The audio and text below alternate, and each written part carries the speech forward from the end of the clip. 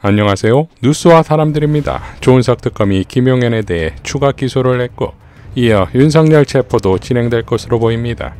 경찰은 윤석열 3차 출석 요구 불응에 대해 조은석 특검과 협의했다고 밝혔는데 그 결과 관련 수사를 해온 경찰 수사관들이 조은석 특검에 파견될 예정이라 윤석열 체포는 조은석 특검에서 진행될 가능성이 커졌다고 경향신문이 보도했습니다. 조은석 특검은 우선 윤석열을 경찰 출석 거부로 일단 체포를 한 후 기소하지 않았던 다른 내랑 관련 혐의들을 추가해 구속영장을 청구할 것으로 보입니다. 김용현에 이어 윤석열까지 구속시킨다면 조은석 특검에 대한 우려는 격려로 바뀌겠지요. 그리고 내란에 가담한 검찰을 칠 때 비로소 조은석 특검은 민주시민의 특검으로 인정받을 수 있을 것입니다. 특검법을 설계한 김영민 의원은 박주민 의원과의 대담에서 조은석 특검에 대해 이렇게 발언했습니다. 오늘자 보도 보신 것처럼 김용현에 대해서 추가 기소하고 구속영장 빠르게 청구하겠다라고 하는 것을 보면 특검이 수사에 대한 의지는 강력하게 있는 것 같고 우리가 생각했던 것보다 훨씬 빠르게 지금 뭔가 움직이고 있지 않습니까? 아직 특검보가 임명이 안 됐어요. 그런데도 불구하고 기록을 확보해서 기소까지 했다는 것은 굉장히 신속하게 하는 건 맞습니다. 그래서 그 부분을 아까 말씀드린 것처럼 비판적 응원을 일단은 해주시면 좋을 것 같습니다. 네. 그러니까 뭐 지금 섣불리 조은석 특검은 못할 것이다. 빨리 교체하는 게 맞다. 이런 얘기들을 하시는 분들도 계시는데 네네. 그건 지나치게 빠른 것 같고요. 저희가 이제 볼 수 있는 시금석 중에 하나가 이제 김용현 등에 대해서 얼마나 빨리 조치를 하느냐인데 이제 시작했고. 네. 그래서 조금 더 아까 말씀드렸던 대로 응원도 하고 감시할 부분은 이제 감시하고 이렇게 하면 좋을 것 같다는 생각이.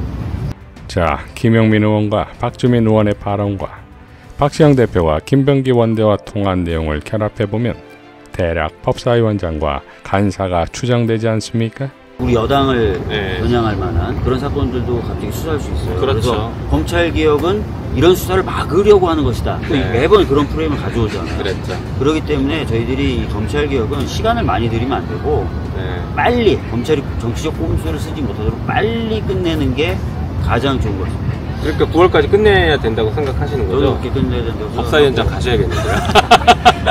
네. 장관을 하게 되면 1년간 상임위원장 할 수 있는 거를 그 당에서 그런 관행이 하나 생겼어. 몇 년 전부터. 네.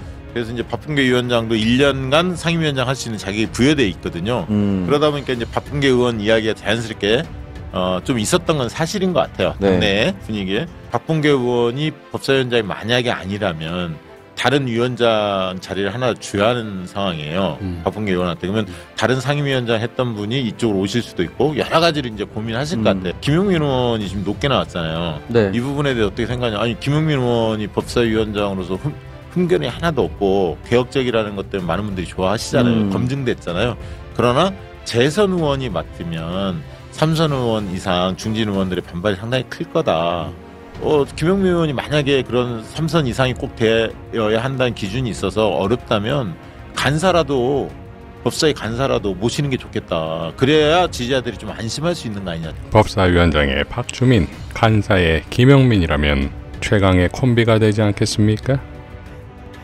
지난 김어준의 겸손은 힘들다 뉴스공장에 출연한 김민석 국무총리 후보자는 북경대와 쌍벽을 이루는 칭화대 유학에 대해 이렇게 발언했습니다. 저도 최근에 들었는데 중국에서 뭐 공부하고 이런 것이 어떻게 이게 가능했냐. 그때 제가 2008년도에 잠깐 원외 최고위원을 할 때거든요.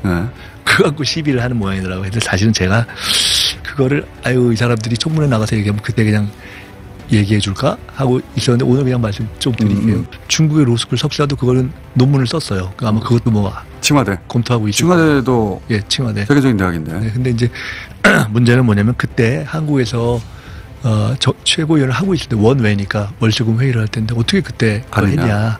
근데 사실은 그때 그걸 같이 했어요, 제가. 두 개를. 그게 이해가 안 되는 일인데 제가 좀 무리한 일을 했는데요. 공부도 하고 그것도 했어요. 월수금에 아침 회의를 하고 7시 회의를 하고 8시, 9시 비행기를 타고 진짜? 왔다 갔다 일주일에 한 2번씩 왔다 갔다. 그 앞에 칭화대에 제가 학교 기숙사가 코딱지만하게 작은 기숙사가 있는데 거기 있으면서 에어차이나 그때 아침에 가면 한 달 정도 쿠폰하면 되게 쌌어요. 진짜 몇만 원짜리. 와. 그렇게 해서 일주일에 2번 월수금 회의를 한번 하고 한 2번씩 왔다 갔다. 당에서 월수금 회의를 하고 나머지는 회의 끝나고 난 다음에 비행기를 타고 어떤 날은 월요일 날 하고 가고 어떤 날은 월수하고. 그래서 그 학위를 땄다고요? 그래서 수업을 다 했어요. 다 하고 시험 다 보고. 이야, 지나친 과잉. 자, 이에 대해 국힘은 출입국 기록 제출을 요청하는데 김민석 후보는 다음과 같이 밝혔습니다. 중국 학위를 시비합니다. 불가능하다. 슈퍼맨이냐? 라고 한답니다. 미국 로스쿨의 3년 박사과정과 중국 로스쿨의 1년 석사과정을 동시에 진행했습니다. 칭화대 중국법 석사과정의 학점을 미국 법무박사 학점으로도 인정받았습니다. 자존심이 강한 미국의 로스쿨로선 쉽게 내리기 어려운 결정이었지만 제 주장과 설득이 통했습니다. 민주당 원외 최고위원으로서의 활동을 하면서 칭화대 학업을 마쳤습니다. 중국 최고의 명문대가 요구하는 수업과 시험을 다 감당했습니다. 월수금 아침 최고회의를 일주일에 하루씩 번갈아 빠지며 비행기 출퇴근, 학업 투혼을 불태웠습니다. 텅텅 빈 에어차이나 오전 비행기를 대폭 할인 가격으로 이용하는 온갖 알뜰함과 주 2, 3일에 하루 3만 원으로 학교 앞 싼 숙소를 장기 예약하는 발품이 비결이었습니다.